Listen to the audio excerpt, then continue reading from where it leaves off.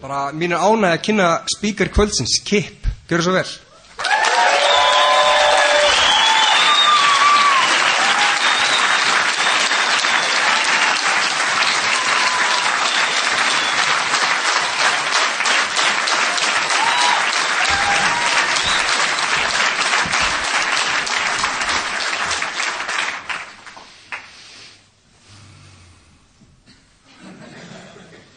My name's Kip Collins, and I'm an alcoholic.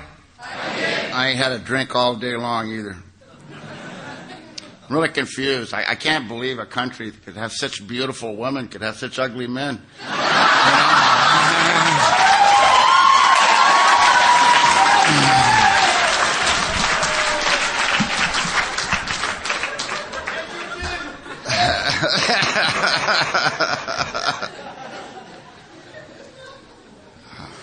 I want to thank you guys for inviting me and welcoming me, and the hospitality that you've shown has just been phenomenal.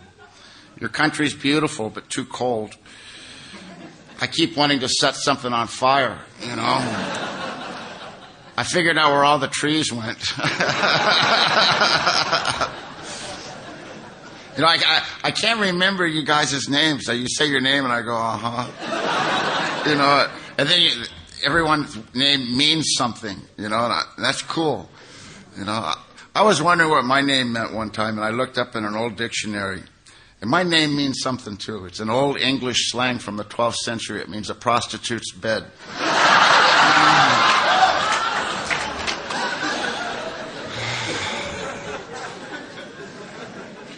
I was kind of the lion-hearted or something like that, you know, but that's not my story.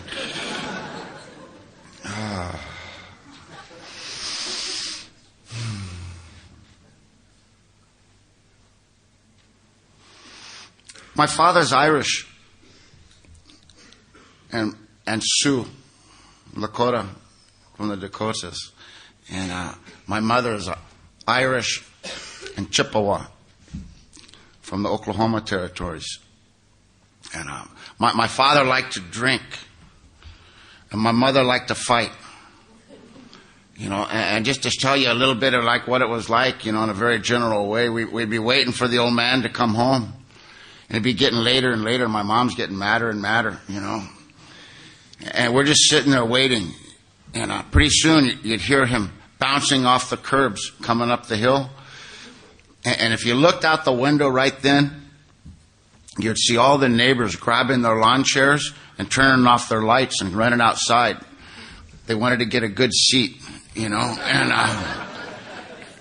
And my mom would run outside as soon as he pulled in with a butcher knife to the driver's door, and he would dive through the passenger door, and then she'd be chasing him around the house, and that was just Monday night, you know. It wasn't anything phenomenal. And, you know, I tell you that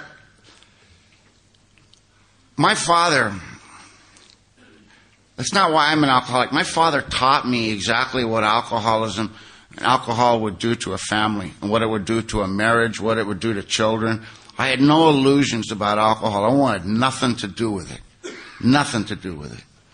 You know, I lived in a neighborhood, and it was all first-generation Hispanic Mexican, and nobody spoke English, and everybody had very dark skin and dark hair and dark brown eyes. And my cousins live with me, and my cousins have very dark skin, brown eyes, you know, and dark brown hair. And I was born with white hair and blue eyes and real white skin. And when I went inside of the house, the Mexicans wanted to kick my ass. And when I went in the house, the Indians wanted to kick my ass. You know, and I knew I was different right from the very beginning. I knew my case was just a little bit different. Me and my brother stood out like a sore thumb in that neighborhood. And we got real crazy.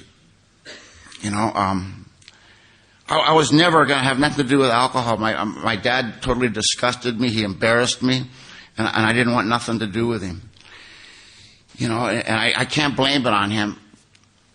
But I do blame it on the San Diego Unified School District.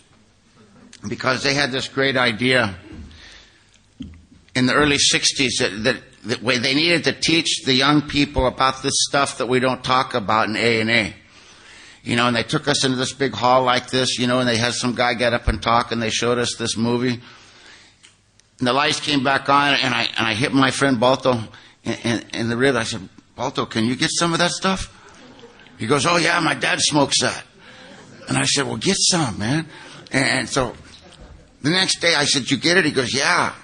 He says, meet me after school. And so I met him. And I said, so what do we do? He says, we got to go boost some wine. I go, wine? What for? He says, I don't know. But my dad always drinks wine with it, and we didn't want to make any mistakes. So we went in this little store, and I boosted the short dog of port wine. And we went down this little canyon, and he fired up this cigarette. And he took a hit off of it, and he handed it to me. And I took a hit off of it. It made me cough.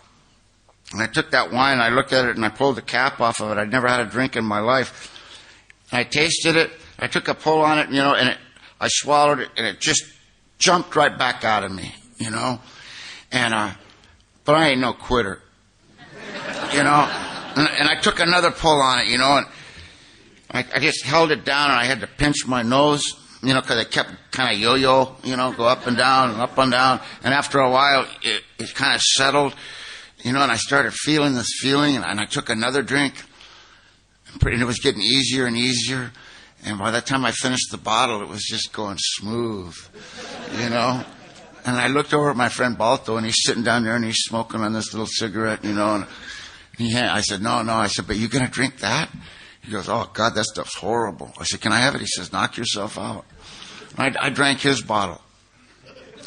And it was a beautiful, sunny, warm day, and I leaned back on this bank, and there's beautiful clouds going by, and I leaned back, and I had my head in my hands, and I was looking at the sky. And I experienced my very first spiritual awakening. I don't know what alcohol did for any of you. But at that moment, something happened inside of me. It just clicked. And it was the very first time in my life that my skin fit. And I realized for the first time that I wasn't afraid of anything, because I'd been living in terror and absolute fear all my life. And it was the first time I noticed I was comfortable. And I knew a lot about the first 3 steps of Alcoholics Anonymous a long time before I met any of you people or heard of your program.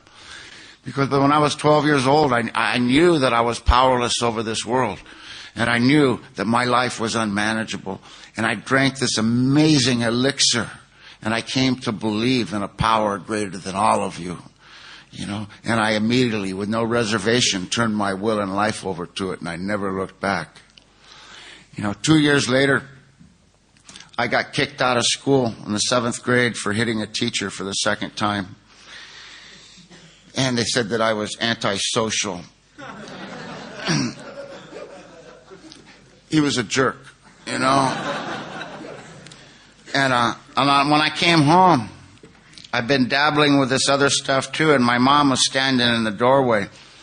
And when I walked in, she's just standing there, and she holds up this bag of this green vegetable matter. And she said, what's this? And I looked at her, and I said, it's dope. She said, get out of my house. I was 14 years old. Back up a little bit. I'll tell you a little bit about my mom. My mom, I love her to death. I take care of my mom today. But my mom is the meanest woman on the face of the earth. I told you she likes to fight. I watched her. She stabbed my dad 3 different times. And the most impressive thing, when I was about 11, she was arguing with the neighbor about something. And he said something to her, and she picked up a shovel and knocked him cold, And my mom had a certain look on her eye, man. When she told you to do something, it was just, yes, ma'am. She did not debate. And she had that look, She said, get out of my house. And I said, okay. And it split, And I lived in a little tiny town, and I'd never been anywhere, never done anything. And I went over to a friend of mine's place over in the next town, and he said, well, what are you going to do? I said, I don't know. And he said, check this out. And he opened up the newspaper, and he said, look, all these people, man, all these young people, they're going up to San Francisco. And all they do there is they get high and listen to music and make love. I like music, I I like music a lot, you know. When I was 14, I really liked music, you know. That's all I thought about was music. And I went up to this place called Haight-Ashbury in San Francisco, 1964, and they were right. They were right. There was lots of music there, and there was lots of everything there. And I just share in a real general way about that experience, you know. I didn't fit in there at all. I grow hair pretty good, but I like to fight. And these people were pacifists, and I just didn't quite get along with them. There's not a day that goes by that I don't thank the God of my understanding that I'm not allergic to penicillin. You know, and that's all I'm going to say about that experience. You know.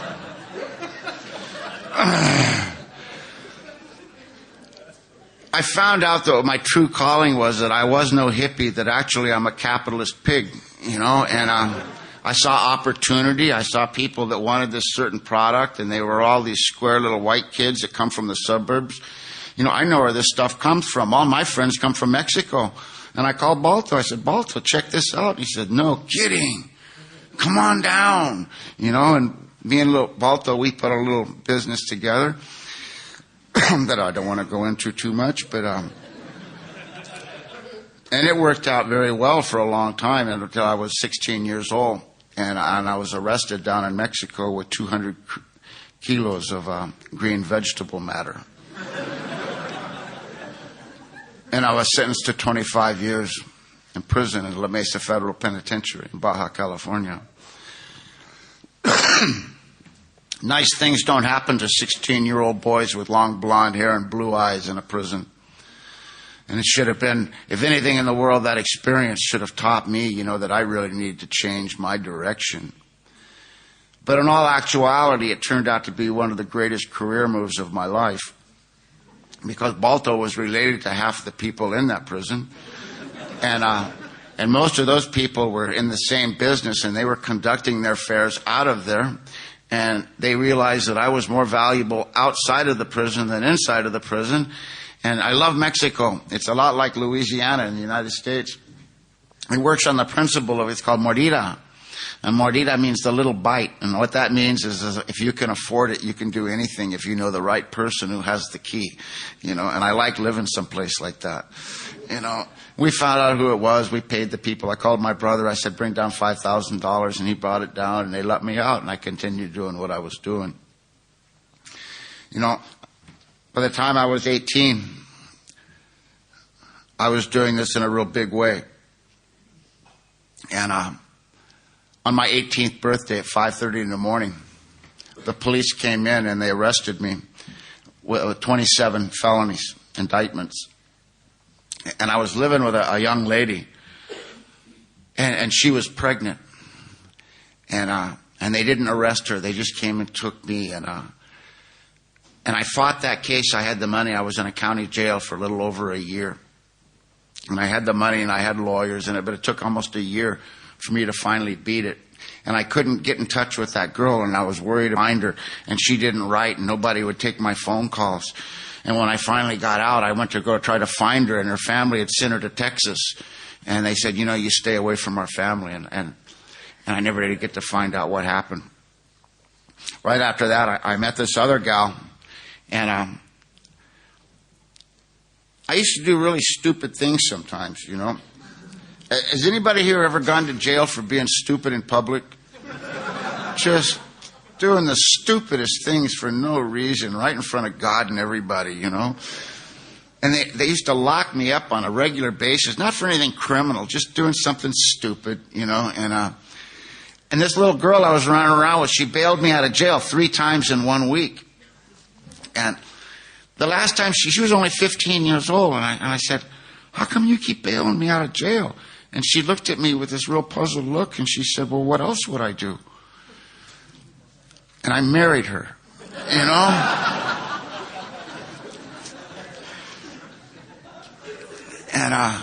And me and that little girl, she was the greatest crime partner I've ever had in my life. I've known Hell's Angels that didn't have enough balls as she did. She said, I'll try anything once, you know, and we did. And we had a heck of a good time for a long time. I got busted again And I went back to prison for another year. And I got back out. And I was on parole. I knew I'd never make parole in California. So me and her, we moved up to a little town in Oregon. And while we were up there, she got pregnant. And one day she said, come on, we got to go to the hospital to have the baby. And I drove her down to North Bend, Oregon. And I went and sat in this little hospital, and she went in this room. And after a while, this doctor came out and he brought this little baby. And he put this little baby in my arms. And I looked at this baby. And something inside of me just exploded in my heart, It was the very first time in my life I ever felt absolute, total, unconditional love for a human being. And I wasn't even expecting it. I didn't even know where it came from. And I experienced my second spiritual awakening, And I looked at that little boy with more love than I've ever felt for anything in my life. And I said, you know what? You're never going to be afraid of nothing. I will protect you all the days of your life. You're going to be my pal. We're going to do all those things I always dreamed about doing with my father. And I meant it with everything I had. I got off of parole up there, and then we moved back down to California. And she got pregnant again, and we went to another hospital, and they came out, and they put this little girl in my arms, and it was exactly the same thing. My heart just exploded, and I fell in love. Just fell madly in love with this little girl. I'm an alcoholic. In the world I lived in, man, you had to learn how to think fast, and I learned how to think real fast. I think so fast. I'll be sitting at a meeting of Alcoholics Anonymous sometimes, and one of you pretty gals will walk in. I'll fall in love with you. We'll get married, have a couple of kids. You'll cheat on me with that old timer, and I hate your guts before you've got to your seat.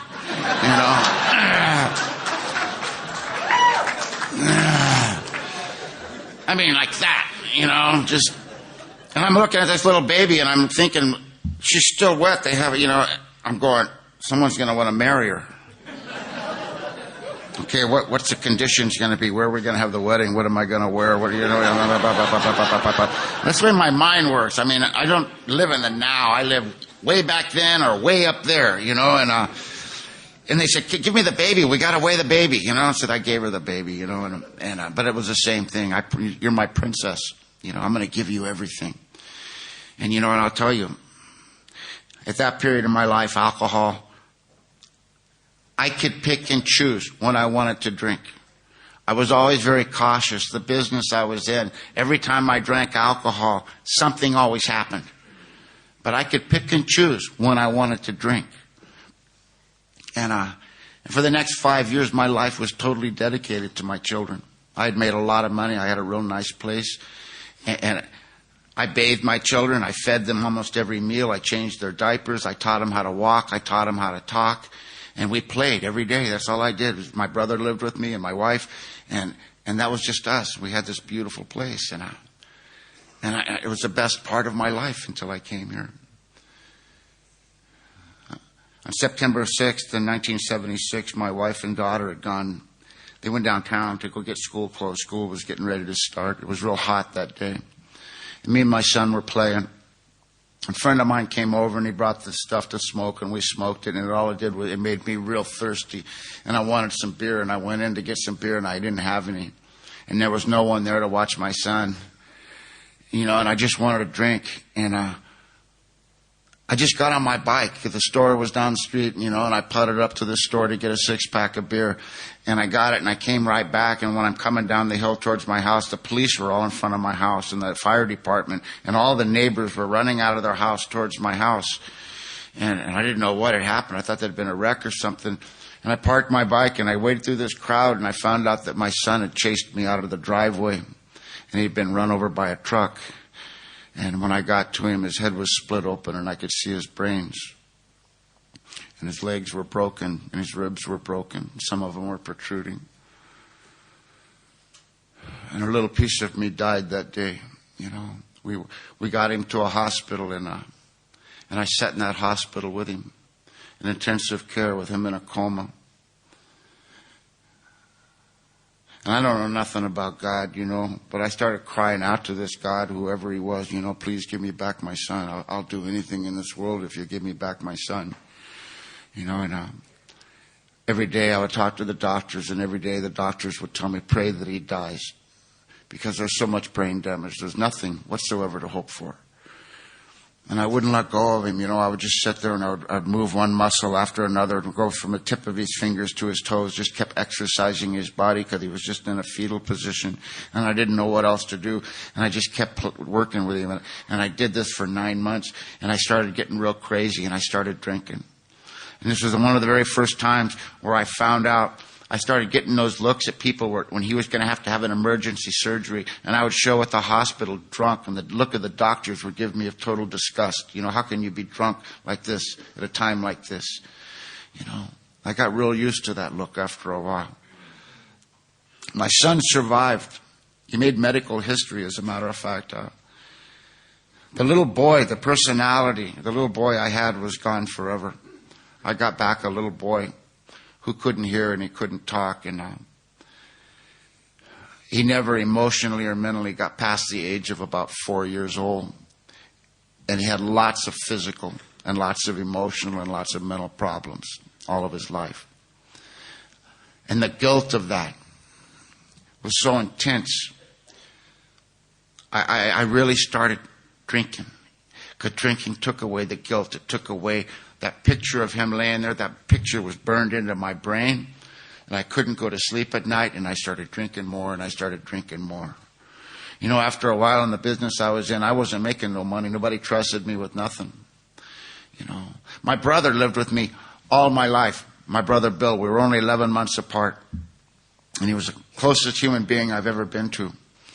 And my brother came down with a disease called schizophrenia. And the family, when my son was at the hospital, my family had him put in a mental institution, and he called me one day and he said, Kip, get me out of here. I said, are you okay? He says, yeah, they're giving me these pills. Just get me out of here. Do whatever you got to do. Get me out of here. And it wouldn't have mattered where he was. I went and got him. I got a lawyer, and, and I went against the doctors, and I went against the family and everyone, and I got my brother out of there, and I brought him back home with me. And my son was in a special hospital, and I needed to make some money real fast. And I put this thing together. I told my brother, I said, Bill, I'm going to be gone for 3 days. I want you to watch the kids. Keep an eye on everything for me.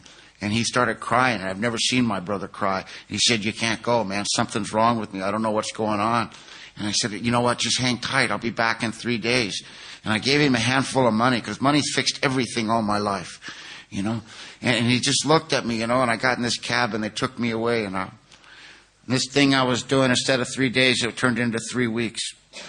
And when I came back, my little girl, Jana, I said, Jana, where's your uncle? She goes, I haven't seen him since you left. And I go, you're kidding me. And he had a mobile home right across. He lived on my property, but I had a creek that runs through it, and he lived on the other side of the creek. And we went over there, and I opened the door to my brother's trailer, and my brother, the third day, had blown his head off, completely off his shoulders. And when I opened the door, his head rolled down to the foot of my feet. And there was just a big pile of maggots laying there in that doorway. And a great big piece of me died. I don't tell you any of this, except that I like to drive one point home. There's a part in the book in chapter 5. It's read at every meeting, and a lot of people don't understand what it means, But it said, there's those among us who got here with grave emotional and mental illness, and that's who I am. And I'll tell you this, that when my brother's head hit my feet, my very psyche, my very soul completely snapped like a branch breaking. And I'll tell you this from my heart to yours, that I thank God I'm an alcoholic. I thank God that alcohol does for me what it does for me. Because if it wouldn't have been for alcohol, I would have blown my brains out. But alcohol took away the pain. It took away the guilt. It took those pictures out of my brain. When I first came here and I heard you people read the promises, I thought you were talking about alcohol. But those promises did everything. They fulfilled those promises. Every time I drank, it took away all that fear. It took everything away. Everything was okay. I could lay down at night. I could close my eyes. And when I drank, when I got up, the screaming would start. I could function in this world one day at a time. Not real well, but I didn't want to blow my brains out, you know.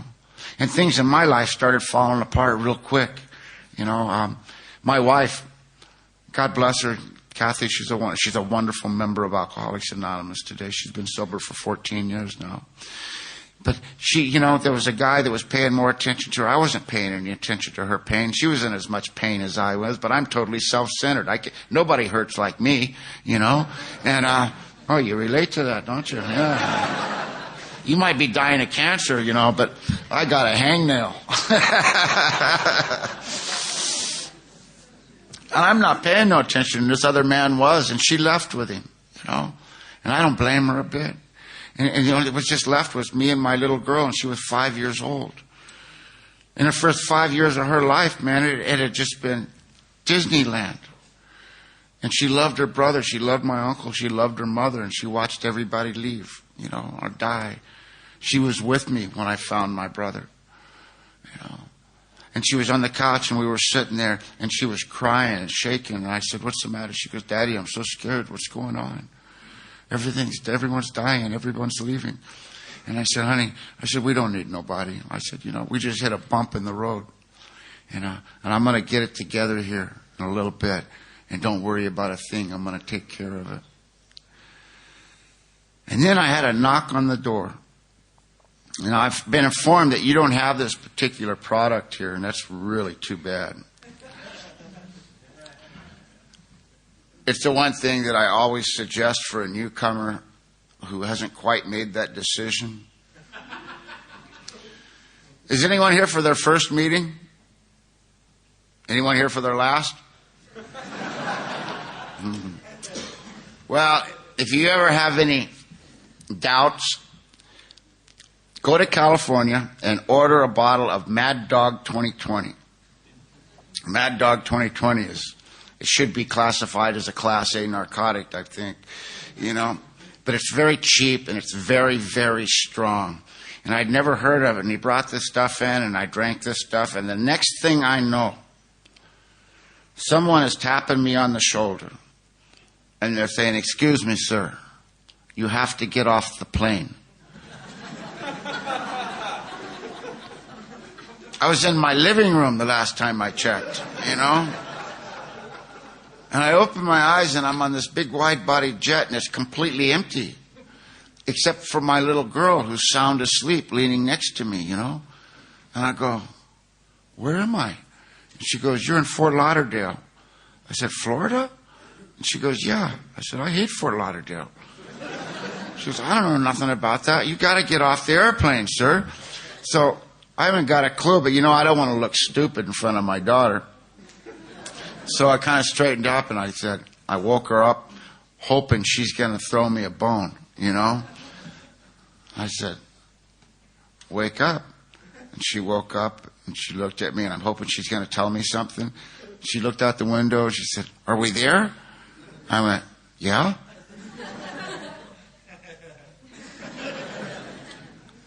She goes, "Well, let's go." And I walked off the airplane, not a clue. I noticed I had some money and called a cab from the airport. I said, "Take me to a hotel, but stop at a liquor store because I need to figure out what's happened here."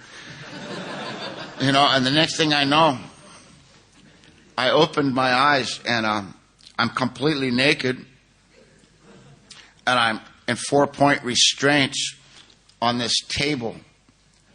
And for just a second, I thought I might have missed something really cool, you know? And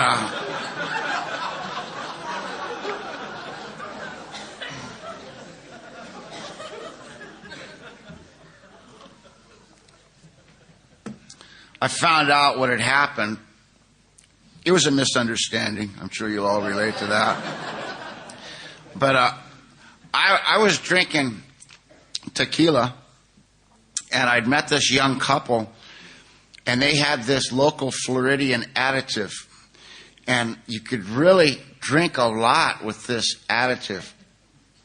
And we drank the tequila, and then I asked them if they'd ever heard of Mad Dog 2020. And they hadn't, so I went and I got a bottle of Mad Dog 2020. And apparently, from what I was told, At about 3 o'clock in the morning, I was down in the lobby of this very nice hotel, completely naked, trying to introduce myself to this young woman. In Southern California, that's not a really big deal, but in Florida, they're very conservative. And they called the police, and the police didn't know what to make of me, so they took me to mental health, gave me the big geese of Thorazine, and knocked me down and tied me up. And I'm talking to this doctor, and I'm telling him, I'm going, you know what, this has been a mistake. I've been through a lot of trauma. If you'll let me out of here, I give you my word, I'll be out of your state before the sun sets.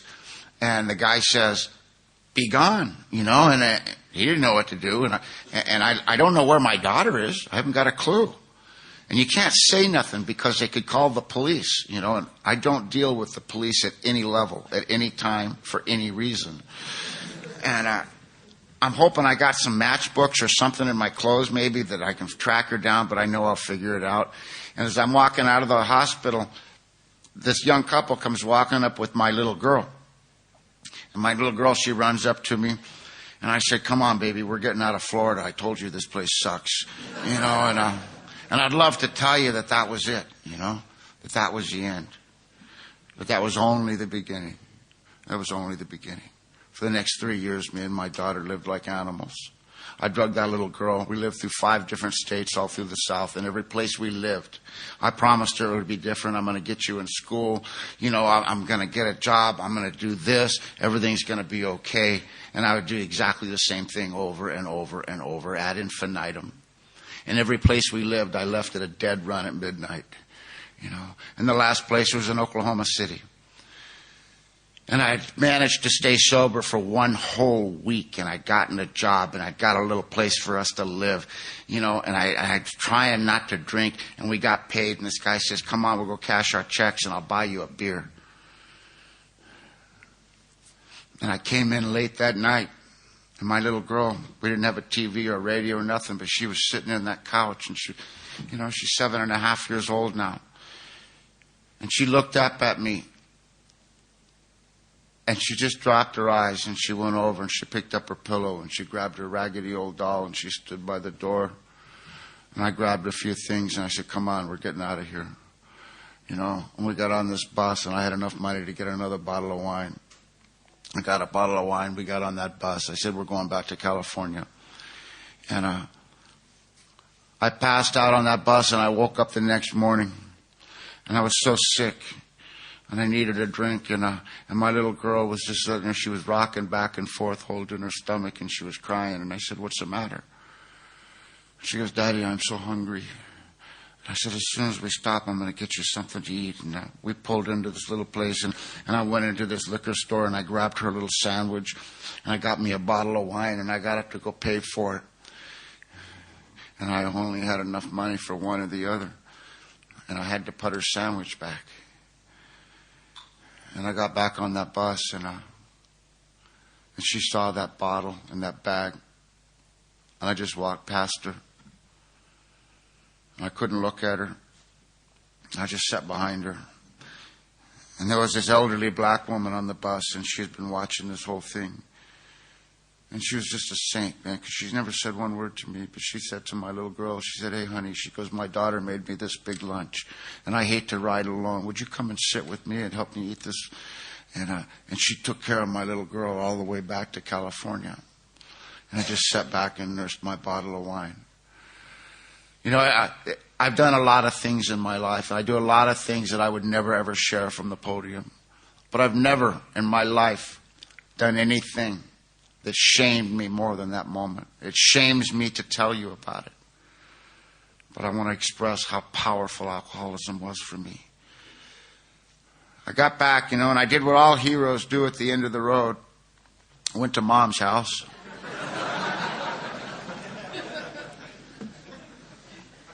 My mom hadn't heard nothing from us since we left. She didn't know if we were dead or alive. My daughter is the only granddaughter my mother has. She thought the sun rose and set on her. And she opened her door, and she saw her granddaughter there with long stringy hair and a dirty face and this dirty dress, holding on to this raggedy old doll. She looked at me with a hate I've never seen her give my father. And she grabbed my little girl and pulled her in the house, and she put her finger on my chest. She goes, "You get off my property. If you ever come back here, I'll kill you." And she wasn't joking, you know. And I just left, and, you know, I thank God for my mother, because she saved my daughter's life, I'm sure. The next 3 years, I don't know. I know from where I got sober, people have told me. I've got police records that I've checked on, and I have brief periods of memory things, but for the next 3 years, I drank wine. I lived on the Pacific Ocean on this cliff in Carlsbad, California. And there was a little restaurant on top of this cliff, and their septic tank drained into this big bamboo patch right into the center of it. And it smelled real bad, and it was dark, and nobody would go in there. But that was my home, you know, because it looked and smelled just like the inside of my head. And I was safe in there because the cops wouldn't even go in there, you know. And there was a little 7-Eleven, a little convenience store right across the road, and I could go there and I could panhandle for wine. And I would get my wine, and I'd go back to my bush and I would drink. And when I came to, I'd go back to my... And that's what I did for the next 3 years. I know that I was arrested in front of that store 52 times for drunk in public. I know that I was in county mental health 17 times for going absolutely insane in the middle of an intersection and just starting to scream at things. I know that... I remember this one a little bit. I was panhandling, and the guy says, "You like to drink?" And I said, "Yeah." And he went over to his trunk of his car, and he opened it up, and he had a gallon bottle with white label with these letters that said, "Vodka." Nothing else, you know. And he said, "Here." And I drank it. And it was real hot that day. It was like 110 degrees Santa Ana condition. And I decided to get a suntan. You know what? You ever sunburned your tongue and the roof of your mouth? And your armpit? You know? 3rd degree burns? I remember that one, you know.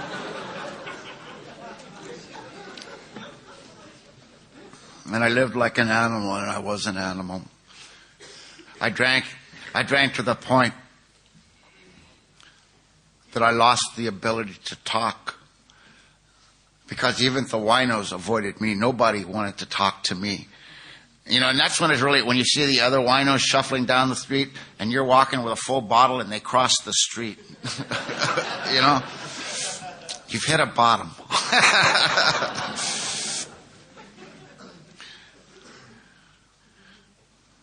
I was standing in front of this 7-Eleven, and I was so sick. I was shaking real bad, and I needed a drink.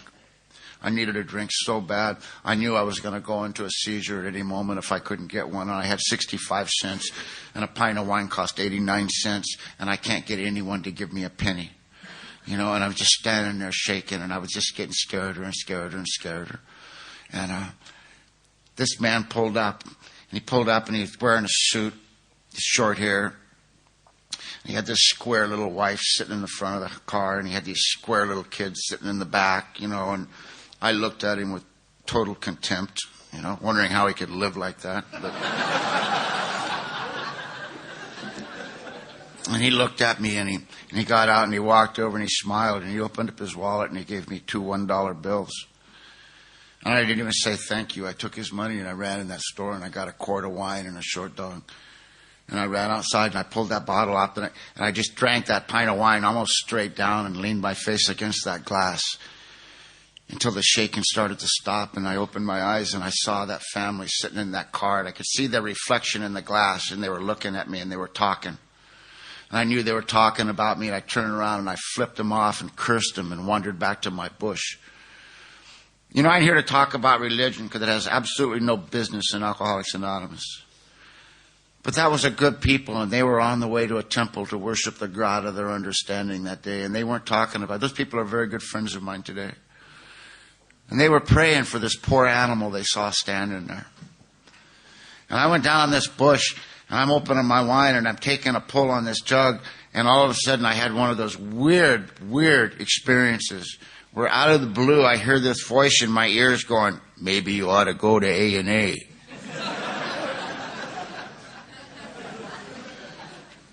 So I've been to A&A. You know, I've been to A&A and them nut houses and them detoxes and they would hospitals, and every once in a while some 90-day wonder would come down to the beach to try to save my soul, you know, and I'd hustle him out of enough money for a drink, and you know, and I would patiently explain to these people that I'm not an alcoholic. No, really. I'm a drug addict. I just can't afford any drugs. You know?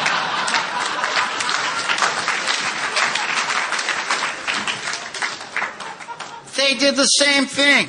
You know, they laughed. They said, well, if you ever find yourself drinking when you don't want to be drinking, you know, come to Alcoholics Anonymous and we will love you till you can love yourself. Okay. I don't know what happened. I don't remember the journey or anything or even the decision. But my whole life for years was just moments of coming to here, you know. You ever come to at twilight? And you don't know if it's getting lighter or darker. So you just kind of sit down and wait before you make your next move, you know? That was my life. I'm standing in this room at the back, just like this room. I'm standing there, and all these people are looking at me. And this guy says, are you looking for AA? And I nodded my head. And he said, would you like to identify yourself? I've lost the ability to talk. I try. I have absolute epiphanies in my brain. But when I try to open my mouth and say something, the only thing that comes out is, ah! It just gets stuck, you know? And it was great for panhandling.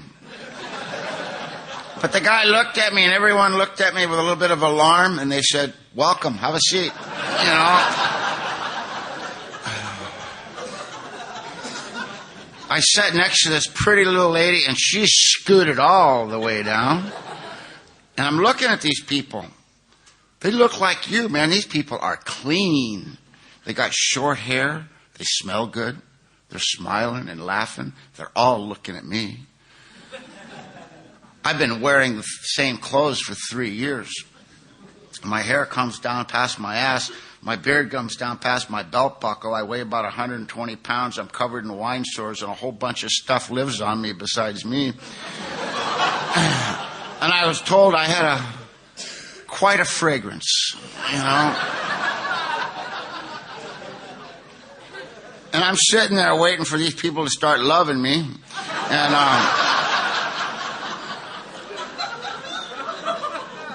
I'm feeling like I don't fit in one more time.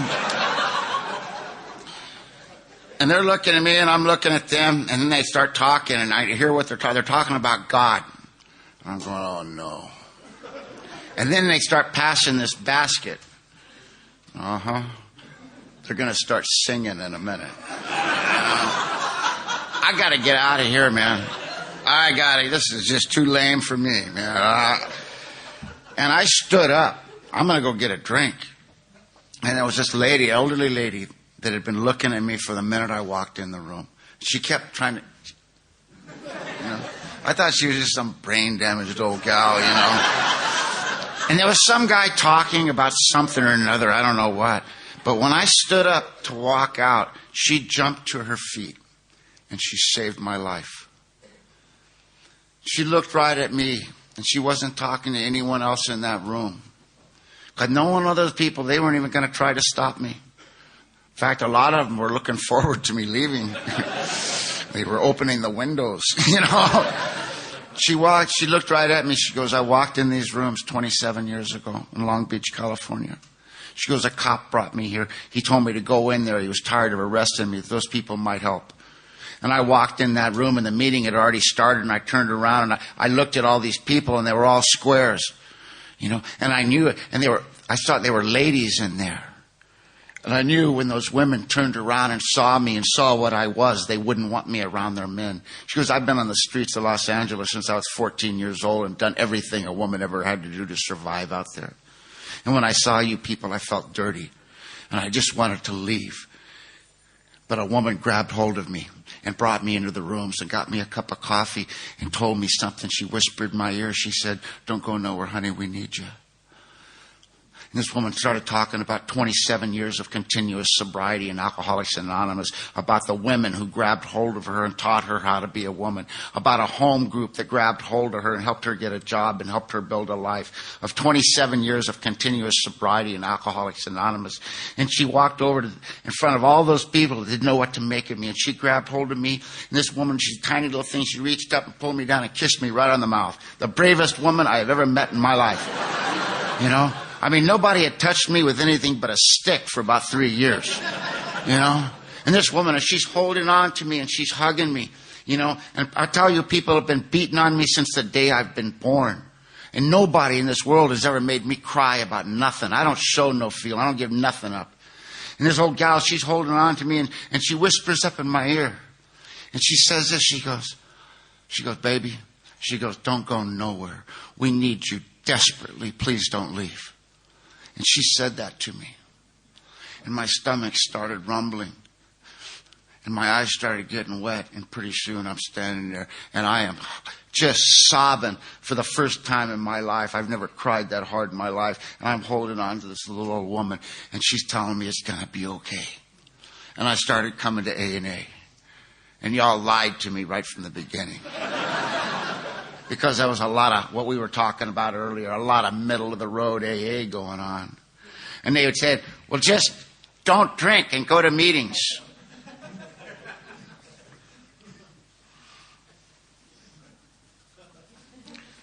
Anyone understand the term stark raving sober? Yeah. I would not drink and go to meetings for about 2 days. And I would go absolutely insane. And I would have to drink. And, you know, and they said, you need to get a sponsor. I said, what's a sponsor? And they explained what a sponsor was. And I went, no. I've been on parole half my life, man. You know, I'm not about to turn my life over to one of these lops, you know. I'll figure it out, you know. And they said, well, you got to take these steps. And I'm looking at these steps and powerless. I've been carrying a gun since I was 14 years old. I ain't never been powerless, you know. Maybe a little unmanageable. I can relate to that. But I kind of like it that way, you know. I hate knowing what's going to happen next. Talked about, you know, this insanity stuff. I don't know nothing about that. I know that I was under psychiatric treatment when I was 11 years old for attempted murder on someone. And if you've always been insane, what are you going to be restored to? So I got real confused on that, and I just skipped over it. And then I got to the God stuff. Don't need none of that. I've asked God for help many times, man. He don't like me. He likes the people who live in the suburbs. Something about me just pisses him off, you know. He has nothing coming, and neither do I, and that's fine. Then we got to this next deal, and I said, what's this? He says, well, you got to make an inventory. You got to write down everything you've ever done and share it with another human being. Now, prior to my absolute alcoholic life, I was a very successful career criminal. And I really prided myself in not any paper trail of my activities. And now this member of the PTA is wanting me to write everything down and share it with him. I'm not about to do that, you know. And then I'm going to this other one and I'm going, wait a minute, what does an amends mean? He goes, well, you got to go face everybody you've ever met and right the wrong. I go, what do you mean right the wrong? He goes, you got to fix it. And I go, I'm going, oh boy. I have this vision of going, hey, Loopy. Hey, man, it's Kip. Hey, brother, wait a minute. I'm sorry I shot you and your brother and your dog and took all your dope. But I'm in a spiritual manner of living today. And I'm here to make things right. Loopy would have shot me coming up the driveway, you know. It might be okay for you people from the suburbs that stole a candy bar or something, you know. But I'll guarantee you there's places in the United States I can't go back until all their kinfolk are dead, you know. I couldn't do these things, you know, but I wanted what you had, and I came to meetings. I came to meetings every single day that I wasn't locked up, that I've walked in these meetings. I've thrown up on your floors. I've pissed on your floors. I've passed out on your floors. I've stolen all the money out of the basket so many times I couldn't even tell you. And you know what? I chased your women, not very successfully at all, I will admit. But, and you know what they would tell me everywhere I went? Keep coming back. What a bunch of losers, you know? I wanted them to kick me out, you know? They won't kick you out. See, if you just kick me out and tell me you couldn't help me, I can just go on my way and just drink. But you put all this stuff in my head, you know, and it was crazy. And I lived this way for 6 years. I'm still living in this bush for 6 years. Every once in a while, I'd start to get it together just a little bit, and someone would let me move in their garage or something. And as soon as I would, you know, get cleaned up just a little bit, and I'd get $5 in my pocket, and I had it all together again, you know. And I'm a busy man. I'd like to go to a meeting with you tonight, but I got to do something, you know. And I'd be off and running again. And this was over and over and over and over and over. And after 6 years, a lot of people stop sticking their hand out to you when you're doing that. There was one guy, and he came here and spoke here a couple of years ago, a guy named Cliff R. Cliff R. was a member of this group, and Cliff R. was one of the men that saved my life. Because every time I came, when all those other people, they didn't want nothing to do with me, Cliff would wade through the people, you know, and he would grab me and welcome me to the rooms. People like that brought me back. I've never seen anybody pass the basket while the speaker was speaking. Very, very rude.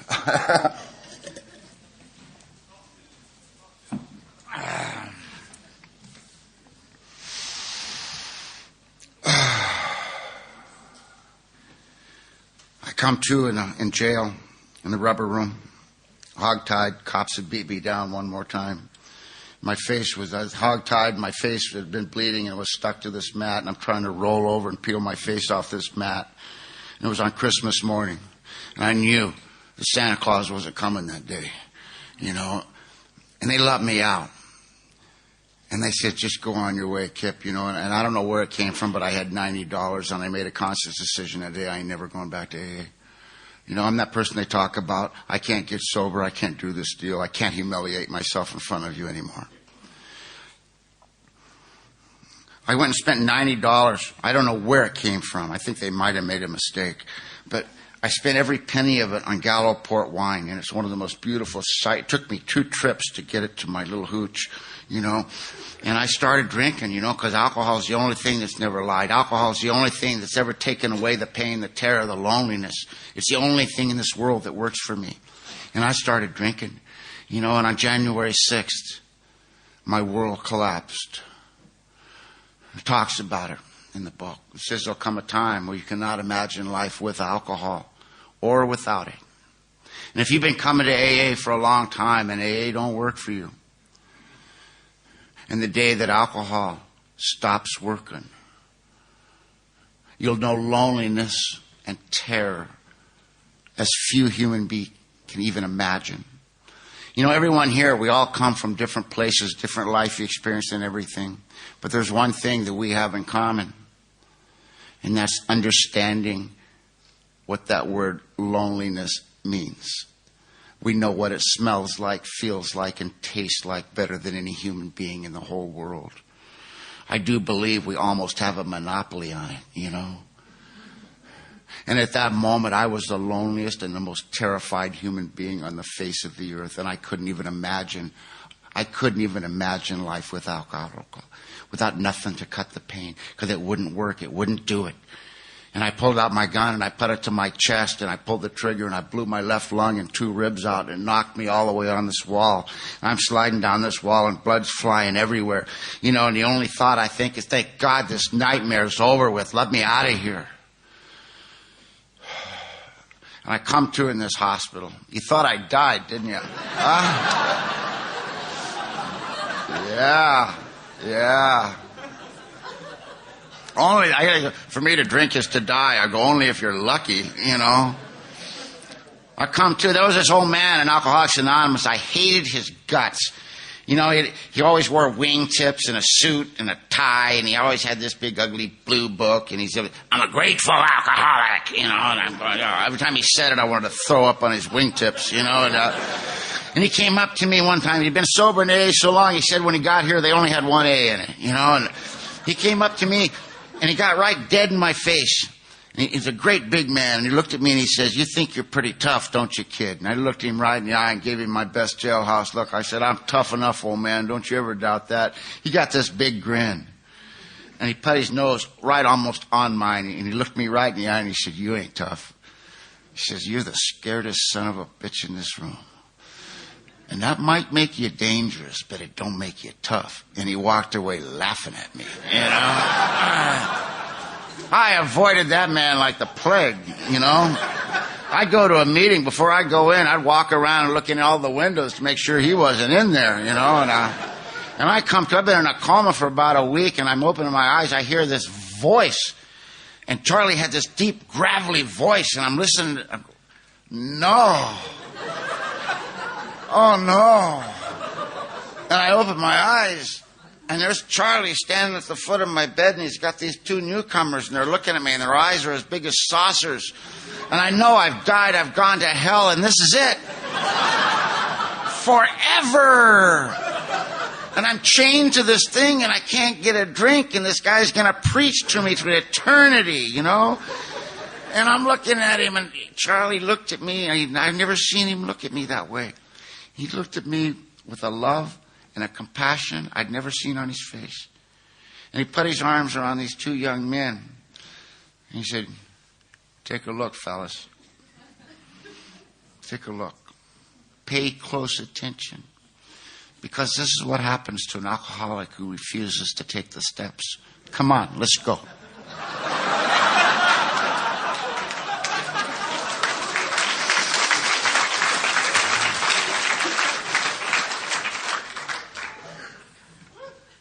I got out of that hospital after about 4 months. I did an awful lot of damage to myself that I'm still paying for. You know, alcohol didn't work. Nothing worked. I just wanted to die every day.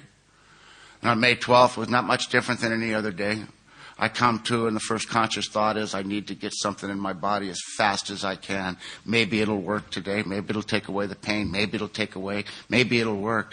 And at the same time, I've been to so many of these meetings that you people had poisoned my mind, because what I'm hearing at 5:30 in the morning when I need a drink is the ABCs right at the end of chapter 5, that I'm an alcoholic and my life's unmanageable.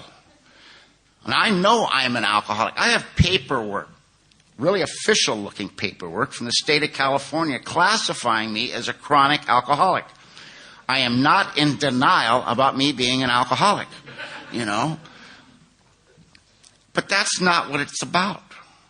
What it's about is in my innermost self here. What does that mean? What does that mean? That I'm powerless over alcohol. And I had this vision. God gave me this moment of clarity. And I felt that day my daughter was born. And I felt that love, and I remembered it crystal clear, and I knew that I would give my life for my daughter without a hesitation. And the next vision, I was watching this man walk past her on that bus with a bottle of wine. And it suddenly dawned on me that alcohol owns me, lock, stock, and barrel. Alcohol is my absolute total master. It tells me what I can do, where I can go, where I can sleep, how far I can go, when I have to get up, when I have to lay down. And there's no room for another human being anywhere in this world unless they're buying me a drink. And the love that I have for my daughter, that is just absolute human survival, one of the most strongest feelings a human being can have. can be canceled out for just one more drink. He said that my life's unmanageable, and I remember when she was born what kind of father I dreamed that I wanted to be to this little girl, and I saw the way I'd run my life, how unmanageable, what a mess I've made of everything. And I came to the next part that said that no human power was ever going to fix me. I kept hoping you people were going to fix me. I kept hoping I was going to run into some pretty little girl and she was going to fix me. And there was some that tried, and if they hear this, you should have talked to your sponsor about it, you know. And then I got to that part I've been dodging, man. Dodging since I got here, that God stuff. You know, I got a resentment against God. God's the one that put me in that insane asylum I grew up in. The things I've seen people do in this world and the things I've had to do in this world, if there was a God, he certainly has a perverse sense of humor. I want nothing to do with your God. He never cut me any slack. But I started thinking, and there was some people around here I've been watching, and there's people I saw that had what I wanted, and it wasn't their money, it wasn't their women, it wasn't their stuff, it was a look in their eye and the way they walked through life one day at a time with dignity and purpose. And all these people talked about something. They talked about a power that did for them what they couldn't do for themselves. And I got down on my knees that morning, and it was the most sincere moment of my life, and I said this prayer that hasn't changed much from this day to that. I said, I don't know who you are, and I don't know what you are, and I sure hope it doesn't make any difference. But from this day forward, I will do anything. I will do anything that you put in front of me if I don't have to drink. And if you're not there, I'm screwed. And I do not have the vocabulary, but I do know that I am one of the really blessed people. Because something happened. Something happened that I wasn't expecting, and I don't have the vocabulary to tell you what happened. But I know that all of a sudden my spirit became very calm. Everything got real quiet inside. And I had a knowing. I had a knowing in my brain that I knew that I wasn't going to have to drink if I could hold on to that. And there wasn't a shadow of a doubt about it. And I got over to Charlie's house as quick as I could, you know. And I knocked on his door, and his wife, a member of Al-Anon for 40-some years, she opened the door. We called her Saint Edie. And she knocked on the door, and she opened it, and she goes, "Oh, Kip! Oh, Charlie's going to be so excited!" And then she goes, "You know, you're his favorite." And I went, "Really?" She goes, "Why don't you go around the porch and Charlie will be out in a minute." I found out later she told everybody that, you know. Nobody ever needed to hear it more than I did, though. And I went back out there, and Charlie came out, and he looked at me, and he smiled, and he just sat down beside me. He said, "How are you, Kip?" And I said, "I don't know." He goes, "How can I help you?" I said, "Charlie, I don't want to drink no more." He goes, "Yeah, you've been saying that for a while. What are you willing to do?" I said, "Anything." He says, "I'm going to ask you one question. Are you done?" I said, "Charlie, from the bottom of my heart, I'm going to tell you, I don't know nothing about God. I know you do. And I pray to your God that I'm done." He goes, "That's a pretty good answer." He says, "Kip," he says, "I got some good news and I got some bad news for you." He says, "The bad news is people like you don't get sober. You die in institutions. You die on the side of the road. You're a very badly damaged human being. I don't know what the damage is, but you have a lot of problems. And people like you die. But it's also, I've been here for a long time, and I see the magic in your eye. I see the sparkle, and I know that God has opened the window for you. And this is the way it's going to have to be for you, one day at a time, all the days of your life. One simple fact, that absolutely nothing, no woman, no job, no child, no nothing in this world can ever become more important than you doing the things that you must do to maintain your sobriety. And that's a lot more than just going to meetings." He goes, "Are you willing to do that?" I said, "I'll do anything you tell me to do." He says, "Come with me." It was on Mother's Day. And there was a park across his house, and there was all these families out there having picnics with their mothers, and they were all dressed up and nice. And I come walking back there, and that old man walked right in the middle of them, and he dropped on his knees. And I'm looking at him. I go, "What are you doing?" He goes, "We're going to pray." I said, "Here?" He goes, "Here." He says, "I'm going to tell you something, Kip. The only hope you got is that God will grant his grace on you Don't ever, ever be ashamed of him. He said, besides that, these people have been stepping over you for years. You're on your knees. You're halfway to your feet, boy. You know? And I got down on my knees, and that old man, he took my hand and he taught me the third step prayer.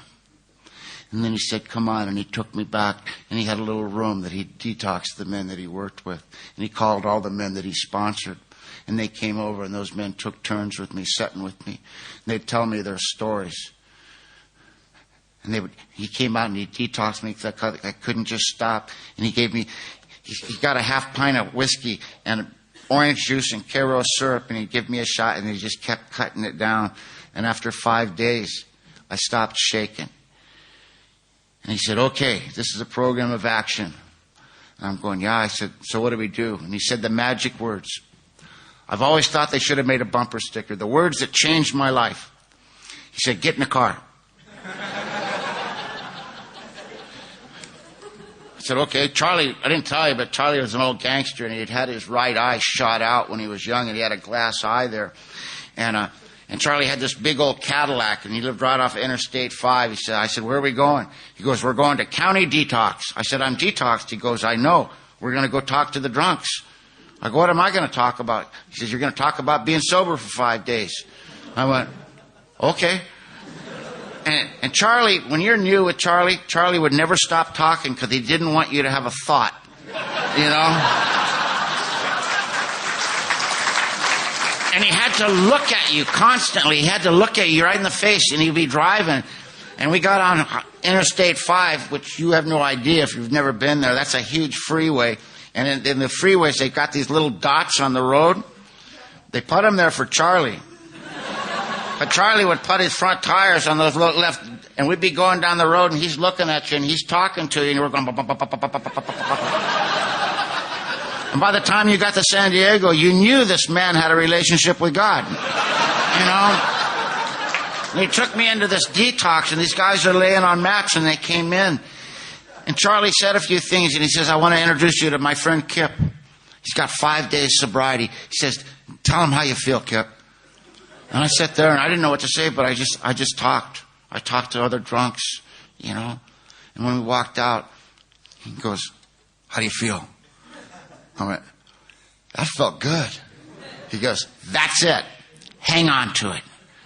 That's the magic. You have to give this away.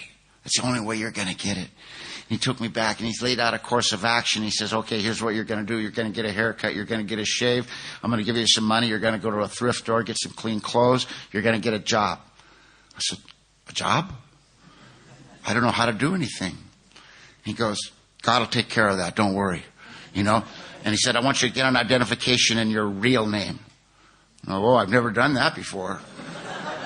And I went and got I did all these things. And he said, you're going to be at a meeting of Alcoholics Anonymous every single night. You will get there an hour early. You'll wait for the people to show up. You'll help them set up. You'll shake hands with every man that walks in there. You will not hug the women. Leave them alone.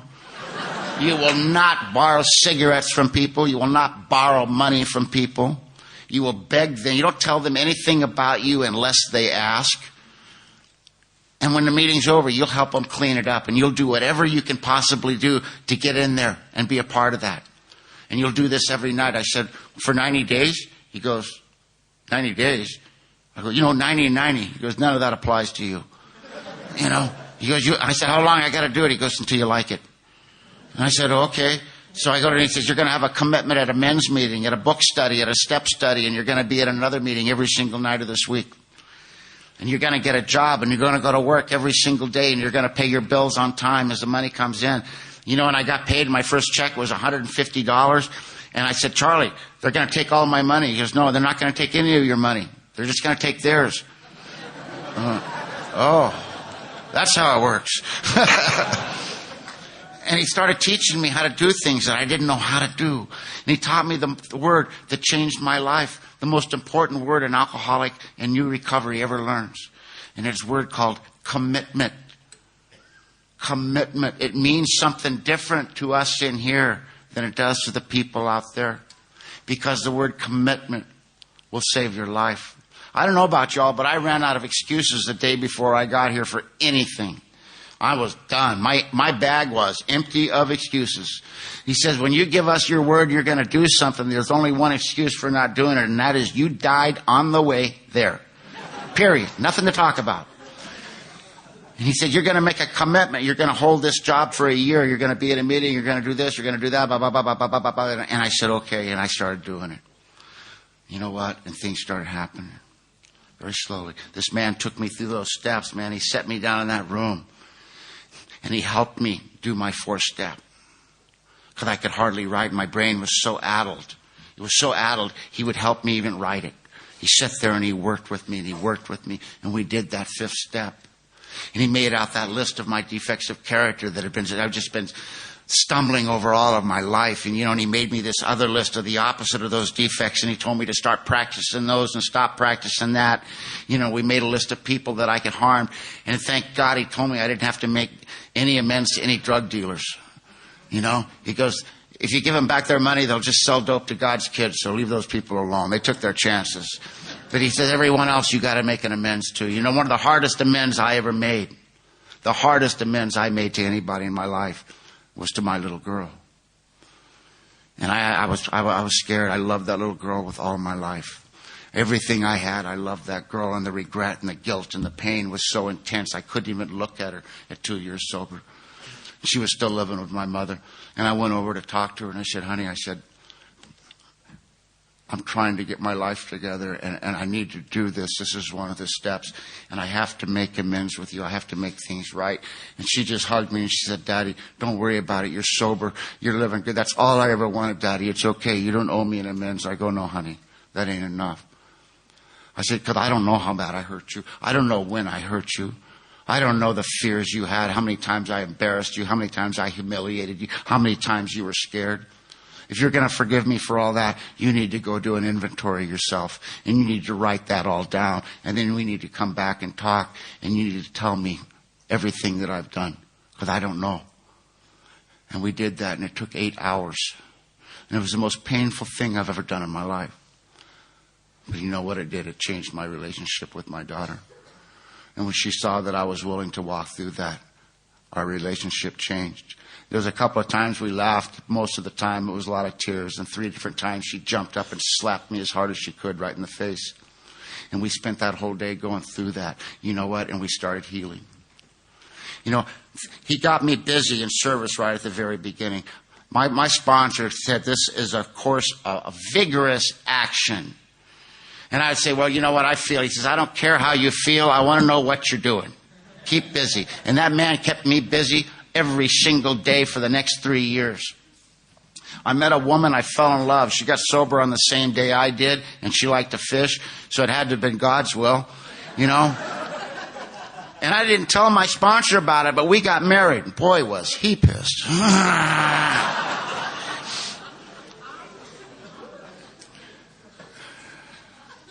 Don't ever do that. But she was a member of Alcoholics Anonymous, and she was as active as I was, and it worked out okay for a long, long time. Because after the next 9 years, I had arrived, man. I had the big house in California. I had the boats. I had the new trucks. I got 18 people working for me. I just got through traveling around the world. I'm sponsoring all of San Diego, I'm the director of everything. I'm the secretary of this. I'm doing this. I'm doing that. I've got men at my house doing steps every single night, and I'm busy. And at 3 years sober, I need to back up just a little bit. At 3 years sober, the state of California gave me my driver's license back, and I got my contractor's license. And I came home, and I had a little house, and I had just gotten married. And the phone rang, and I picked it up. And this little girl, she said, is your name Kip Collins? I said, yeah. She goes, do you know so-and-so? I said, a long time ago. She goes, that's my mother, and you're my father. And I've been looking for you. And that little girl that was born so many years ago back there, she came into my life. And she brought me 3 grandchildren. 2 little girls and a little boy. And I got to make amends to her family, and I got to bring her, welcome in, and let her meet her brothers and sisters, and we became a family, and I fell in love with her. And we built a relationship over the next few years with those children and her, and I loved her. I just got back from a trip from Australia, and I was looking at my house and, at my life. I was sitting there thinking, how can you come from there to here? That's impossible. And I opened up the front page of the paper, and there's a story about a man who the day before when I was gone had broke into this woman's house and raped her all night long in front of her children. And when he was done with her, he took a knife and cut her to pieces. And it was my daughter. You people don't know me, but I'll tell you straight up, I'm perfectly capable of first-degree murder with no problem if you touch any of my children. And I am absolutely insane. He did not kill my daughter, but she lost her face, she lost her right arm, and she lost her breast. And I went to that hospital, and I saw this lump of humanity laying there that didn't even look human. And I wanted revenge. I wanted revenge more than anything in this world. And the cops had got this man. But he ain't beyond me. I'll get him. And I can't talk about it, and I'm nuts, and I'm crazy, and I didn't even go to a meeting, man, because I can't let this out, and I can't sleep, and I'm nuts, and I'm crazy, and I'm reading that book, or the sponsor said the answer's in that book, and I'm reading that book, and if there's anyone here that's got a resentment they can't get rid of, I have read it letter by letter. There are no loopholes. It says that is the dubious luxury of normal people. For an alcoholic, it will kill us. It will cut us off from the sunlight of the Spirit. We'll become insane again, and we'll have to drink, and if we drink, we'll have to die. I read the book, and I remembered he said that nothing could be more important, and I'm looking in that book, and I found a thing. He said that if I got a resentment I can't get rid of, that I got to get on my knees and pray for that animal to have everything out of life I want. And the hardest thing I've ever done in my life since I landed on your planet, was to get on my knees and pray for that animal. But I did it, and I did it every day. And I'm not going to lie to you and tell you that I have totally forgiven that man. But I will tell you this, that I turned him over to God, and that he's God's business and the law's business. It ain't none of my business, And the insanity went away, and I was able to go talk to the men in my group, and I was able to start crying about it and feeling emotion. And I had the means to go take care of my daughter and my grandchildren, to get them the medical and the psychological help that they needed. And I was their grandfather and their father, because that's what they needed. She needed me the most in her life. As a result of Alcoholics Anonymous, her father was there and willing and able to do what needed to be done, what I could do. And you know what? It worked, because I didn't have to hurt nobody, and I didn't have to drink.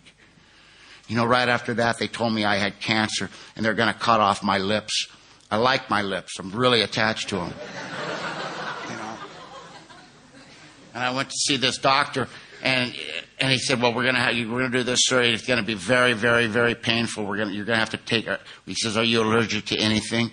I said, lead and anything that affects me from the neck up. He goes, what do you mean? I said, I cannot take any narcotics or anything for any reason whatsoever. And he goes, you could never go through this without it. I said, then I'd rather die of the cancer. And he said, and I talked him into it. We did this surgery, and they cut my lip. He's a great plastic surgeon. They cut almost 2 inches out of here all the way down to here, and then put everything back together. And I did it with absolutely no dignity whatsoever. I cried and screamed like a little schoolgirl. Thank you. I know I'm long-winded, but I want to tell you something. I rode for 22 hours on an airplane. I got stuck in an airport for 24 hours. So if I get a little bit loud, you want to hear the short version, you can come to California. You can take the ride. But I'm going to give you everything I got.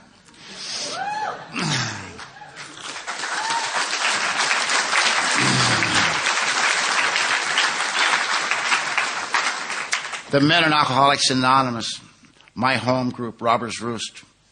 Those men stayed with me. They never let me out of their sight. They took turns. When a member of our group needs help, we're there. We're there 24/7, whatever they need. We're there. We don't leave their side.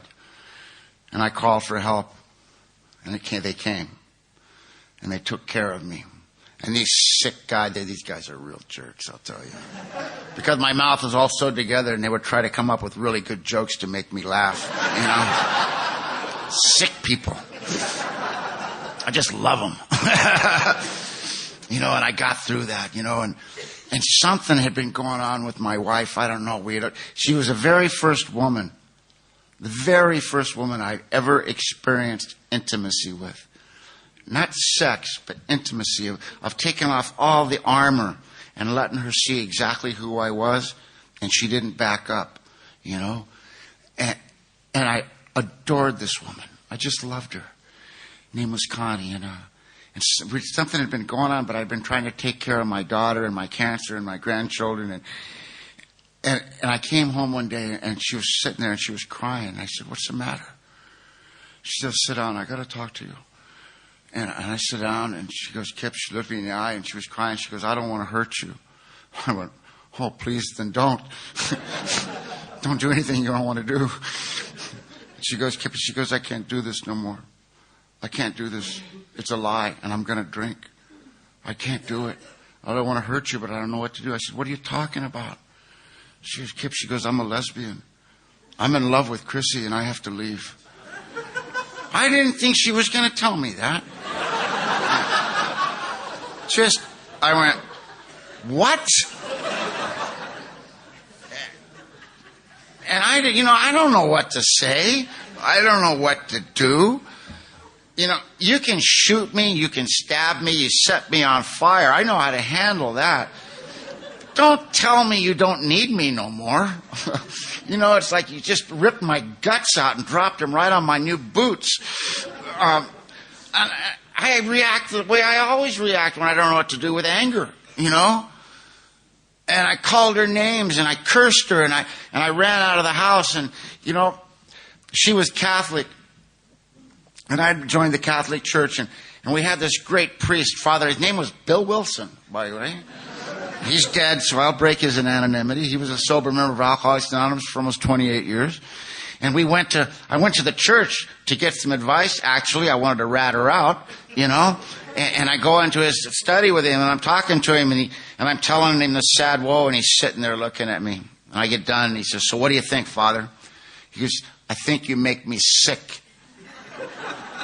I go, "What?" He goes, "You ever read that book you're always talking about?" I go, "What are you talking about?" He says, "That one page, I believe it's 61. Remember that guy that thought he could wrest satisfaction out of life if he did everything just right? You keep telling me what a wonderful husband you've been. You've done this for her, and you've done that for her, and now she has done this. Was there a hook in everything you did? Was it done out of love, or was it done out of think you had something coming from it? I don't understand." He goes, "Here's the reality. This was your wife. She made a vow to you. She kept her vow to you. Something changed in her. I don't know. That's between her and God. But you're not in charge of her sexuality. That's her business and God's business. She was a good wife to you. She was faithful to you until it threatened her sobriety in her very life, and she loved you enough to come and tell you face to face. She didn't just do it behind your back." I said, "Yeah." He says, "So go apologize." I'm going, "Yeah." He said, "And give her divorce and give her anything she wants. She's been a good wife to you." And I said, "Okay." And that's what I did, and she kept my last name. She tells everybody she's my sister,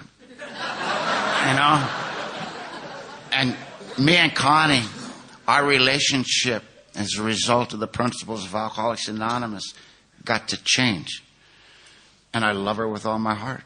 She loves me. I'll guarantee you she loves me. She's with this woman. They've been together ever since. She comes and babysits my children sometimes. We celebrate the same birthday, and we exchange cakes every year. And I did not have to throw that relationship out. It had just changed and evolved into something else, that's all. I didn't know you could do that. I didn't know you could do that.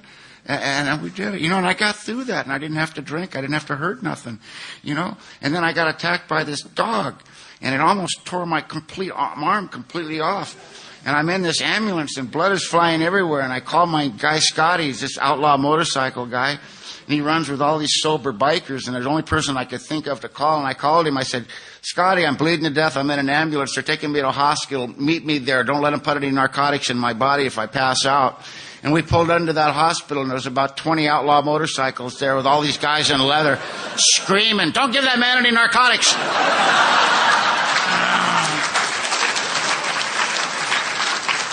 And those guys went into that hospital with me, man.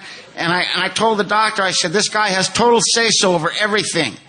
And these guys never left me. They inspected everything that doctor did to them. They would not let them put anything in me that'll affect me from the neck up. You know, and I'm not telling anyone to do with your pain medication. That's your business. I don't care anything about it. See, you get loaded and drunk, my wife won't leave me. You know? I'm not real smart. I used up most of my brain cells on cheap wine.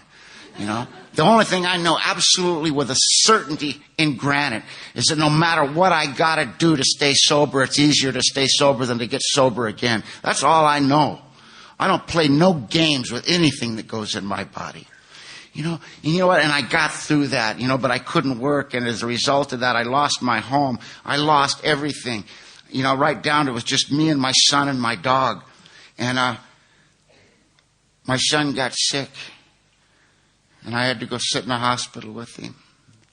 I didn't tell you, but at the age of 23 years old, my son, see, I got involved with the men that had handicapped children, and they got me involved in the Special Olympics, and they got me involved in his school, and they taught me a lot of things about how to be a father to a handicapped child.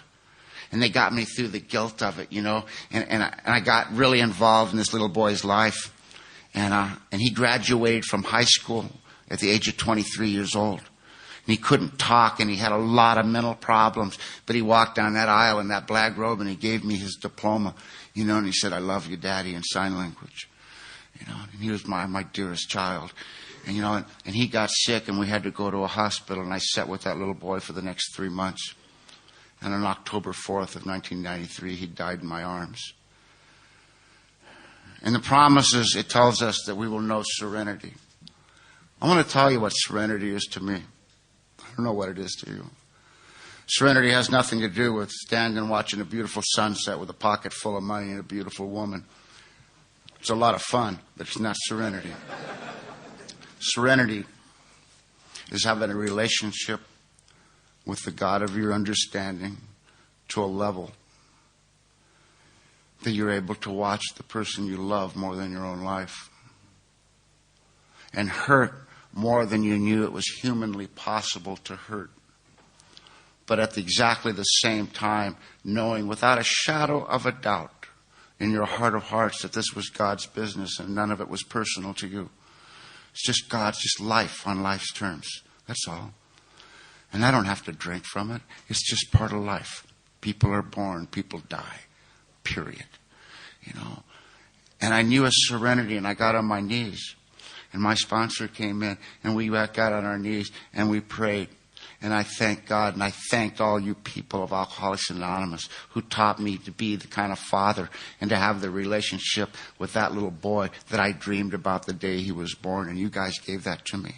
I had thrown it all away. That little girl that I drug all over, she'd gone to college, and one day a man came and said, "Can I have your daughter's hand in marriage?" I said, "Do you drink?" He goes, "Nope." I said, "You got a job?" He goes, "Yep, I'm a pilot for American Airlines." I go, "Let me tell you something, pal. If you ever hit my daughter in anger, don't ever sleep in the same place twice. Got it?" And he said, "Yes, sir." And I went and got some credit cards, and I gave my daughter the wedding that I dreamed about the day she was there. They've been married for 11 years. I'm still paying.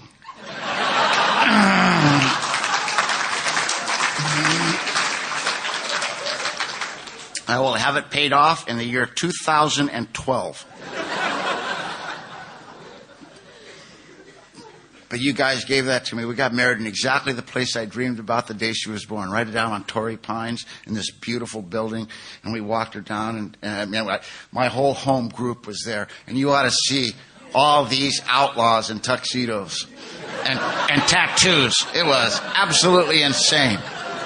Trying to act like gentlemen. It was like a Godfather movie or something, But everything was gone, and it was just me. And I told my sponsor I didn't know what to do. And he said, well, why don't you go to school? You've always wanted to go to school, because I'd only been to the 7th grade.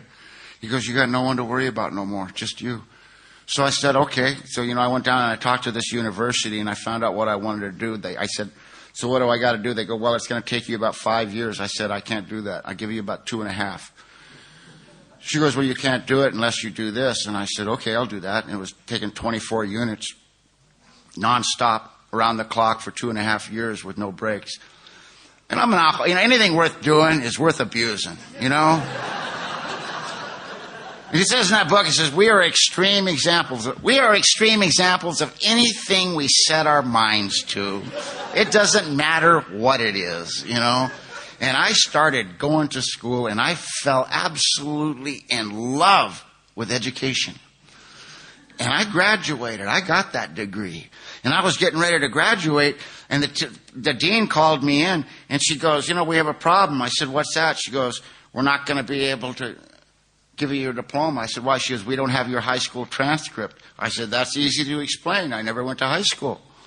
She goes, well, you can't graduate without that. I went, why not? She goes, because.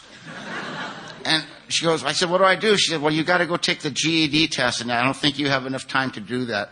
And I walked into this office, and I said, listen, I got to take this test today. She goes, we don't do it that way. You've got to study for 6 months. I said, no, this is what's going on. I got to take this test today. What do you got to lose? If I pass it, I pass it. If I don't, I'll have to do it your way. She goes, okay, so I passed it. I got a 95 on it.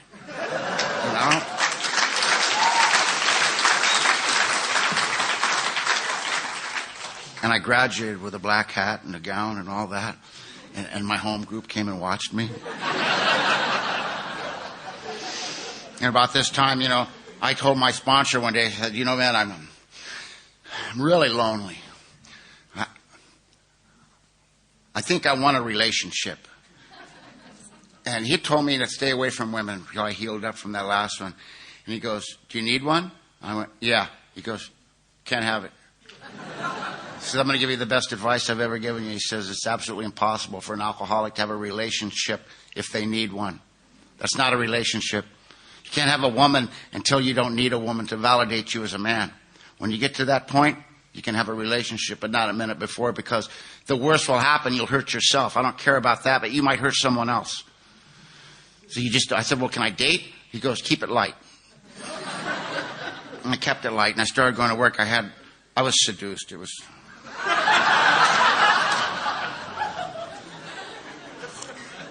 I'm only human. And I was sitting in my house one day. I just waxed my truck, fed my dog. We had a big pot of beans going. I had some cornbread going. I'm just kicked back. Man, my whole life, my little house is all together. And I'm watching a ball game. And there was this young lady called me, and she said, Kip, she goes, you've been alone a long time. I said, yeah. She goes, I was thinking about that. She goes, how'd you like to come over and I'll cook you dinner and maybe we could mess around? I went, wow, I'm very flattered. I said, but I got a big pot of beans going here, and I got cornbread, and I'm watching this ball game. Maybe I could come over some other time. And she hung up on me, And I went, oh, well. And I went, wow, that's what he was talking about. It's okay, And I went, this is cool. And I said, God, thank you. But if it be your will, after all, you learn how to negotiate. But be careful. You got to say it just right. I said, if it be your will, I would love to experience true love one more time in my life. But if not, that's cool. 2 weeks later, I was getting ready to go to work, and I got a phone call, and it was this girl who had seduced me. And I think that's the way it happened. But anyway, she was her mother, and I said, hi, how are you? And she goes, oh, we had a horrible accident. She got drunk last night, and she got in a car wreck, and she's got massive brain damage, and her body, she'll never get out of the hospital. Oh, God, I'm sorry. Is there anything I can do to help? She said, yeah. Could you come up and pick up your daughter? I'm thinking, my daughter? What's my daughter doing up there? And she goes, you don't know, do you? I said, no, what? She goes, you have a 3-month-old daughter. I'm 50 years old. I said, she goes, and I'm too old to raise any more kids. You want her? I went, okay. And I got in my car, and I had to drive about 100 miles up to Burbank, California, and I knocked on this apartment door, and this lady opened the door. She said, hi, and she handed me a diaper bag and a little bassinet and said, good luck, sailor, and shut the door. And I'm looking at this little girl, and she looked up at me, and she smiled. And my heart exploded. And I fell head over heels in love, man. And God gave me... See, I was thinking of a blonde with a house, with credit cards, you know. I didn't know I have to change their diaper every hour. But I'm absolutely convinced, it's been my experience that you're women, that your love for me is very conditional about my behavior. I believe that the children that we have, man, and the people that I sponsor are the only unconditional love I ever experienced in my life. You know? And all the guys, some people say, well, you need to get a blood test. I'm going, God gave me this baby. I ain't giving it back. You know? This is my baby. And all the men, I ain't got nothing for kids. So all these outlaws throw a baby shower for me. And they're bringing these long-haired, bearded, crazy-looking guys with a little pink dress. You know?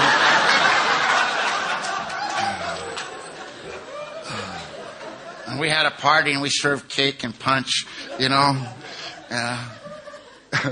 And my life started filling up, man. And I put my baby to sleep, and I gave her her bath at night, and I'd sing to her. You know, and the lady next door would take care of her while I went to work. And for the next year, it was just me and my baby girl, Natalie Marie. You know, and one day, after about a year, I was at a meeting because I couldn't get a babysitter, and she goes to meetings with me. Everybody knew her. And I was sitting at a meeting of Alcoholics Anonymous, holding my little girl, and there was this lady that me and her have been on many committees together over the years. She's been sober as long as I have, and she looked over at me and she said, "Hi, Kip." She goes, "Can I hold your baby?" I said, "Do you know how to hold a baby?" She said, "Give me that baby," you know. So I let her hold the baby, but I'm watching her, you know. And I'm looking at the way this woman is looking at my daughter. And I saw something in her I've never seen before, a certain different facet I'd never seen. I saw the look in her eye. And I saw my little girl looking at her. And I walked over after the meeting, and I said, "So, Sabrina, how's John?" This was her husband. She goes, "Oh, you didn't hear? Me and John got divorced 2 years ago." I said, "Oh, God, I'm so sorry." I said, "What happened if you don't?" She goes, "I wanted to have children, and he didn't." I said, "Do you like children?" She goes, "I've wanted to be a mother all my life." I said, "Really?" Sabrina is the love of my life. I have the greatest wife a man has ever had. She's my lover. She's my partner. I dated her for 6 months like a gentleman, like I was taught to do in Alcoholics Anonymous. You know, I courted her, and I proposed to her on my knee, and she accepted, and we just celebrated 8 years of marriage, and we've never had a real serious fight. You know, sometimes I don't mind her, and she yells, but most of the time I follow directions pretty good. You know, 7 years ago, we went to a hospital, and I delivered this little boy. White hair, blue eyes. And I cut the cord, and I named him Will. I call him God's Will, until I got to know him, you know. Unfortunately, I got my seed back. He is my clone, you know. He is my clone. And I'm going to wind this up just right now, but I want to tell you I've received so many gifts I can't even tell you. I cannot even begin to tell you. One of the greatest things I've been given, you'll never see it. No one will ever see it, because I get it at midnight when there ain't no one around to impress, when my family's asleep and it's just me sitting there. It's okay inside here. There's no screaming. It's calm. It's peaceful. I never thought it could be that way. But I want to share 2 little things with you before I leave. My little girl, I read to my daughter every night. I read her a story. I get up in the morning with my children and I make their breakfast. That's my job. I read my daughter a story, and I said, Natalie, I'm going to be gone for a few days. I'm not going to be here to make you breakfast. I need you to be a good girl. She looks at me, and she's a singer and a dancer, and she's got tears just... Daddy, I'm going to miss you so much. My heart's going to be so sad. But Dad, if you bring me back some jewelry, it won't be so bad. I will treasure. I said, baby, give me 5. I said, that is going to get you stuff, girl. Don't ever lose that line, you know. And she's the sunshine of my life. That little boy, my son, you know, he just won the award at school for the best student in the school. I went to talk to his teacher, and they say, your son is the kind of kid that teachers pray for. I go, no, I'm Will's father, you know. She goes, you know, I don't know what your son's like at home, but when he's here, he's one of the most well-adjusted children we have here. He's very polite to everybody in the school. He follows directions. He raises his hands. He gets along well with all the other children. And I'm going, really? And they go, yeah. And I'm like, wow. You know, because this is the way he is at home. I come home, and I go, where's Will? And they go, he's down in the playground. And I go down to the playground. My son has he just cut his hair, but he had long white hair. And he's on this swing, and I can hear this screaming as I come around the corner, and he's butt naked. And he's standing up on this swing, and the swing is just rocking, and he's screaming at the top of his lungs, you'll never take me alive!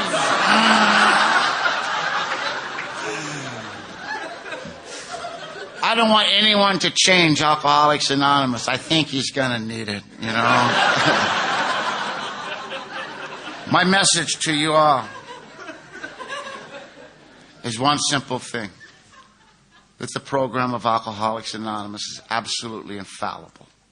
It will work for absolutely anybody, anywhere, under any circumstances. It doesn't matter what's going on. This works. It works every single time you work it. There are millions and millions of people that need this program, and it's not for any of them. There are millions more that want this more than anything in the world, and it's not for them either. It's only for the people that are willing to do the work. When we ask you if you're willing to go to any length, when you're new, you haven't even got the wildest imagination what that means. You know, you haven't even got a clue. But don't get afraid. Come on in, man, and keep doing what we do until you can hear the music. You know, I want to thank you for my life and everything else you've given me. Thank you.